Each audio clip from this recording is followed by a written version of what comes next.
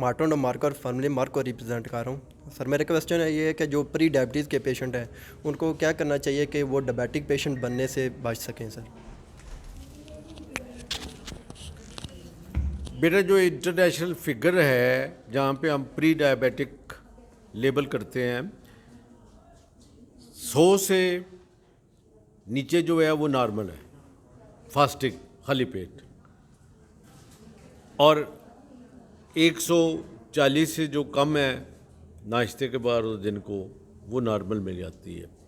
अगर किसी शख्स की शुगर का लेवल 100 से 126 तक आता है, 100 से 126 तक रहता है, और खाने के बाद का उसका जो लेवल है वो 140 से 199 यानी 200 तक रहता है, तो उसको हम नॉर्मली प्री डायबिटिक समझते हैं।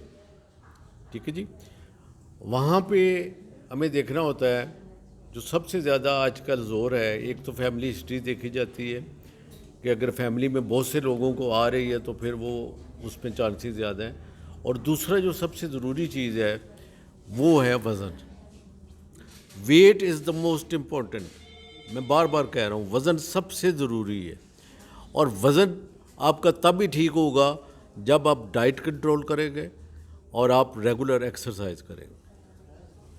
अपना वेट चेक कराएं और मालूम करें कि आपका आइडियल वेट कितना होना चाहिए। तो अगर आप डाइट कंट्रोल करते हैं, एक्सरसाइज करते हैं, अपना वेट नॉर्मल पे लेके आते हैं, तो आपको प्री डायबिटिक को डायबिटिक कन्वर्ट होने में बहुत देर लगेगी, या होगा भी नहीं, रुक जाएगा। तो मैं समझता हूँ कि ये मोटी मोटी 3-4 चीज़ें हैं, इन पे अगर हम काम करेंगे तो बहुत सारे लोग डायबिटीज़ से बच सकते हैं। शुक्रिया।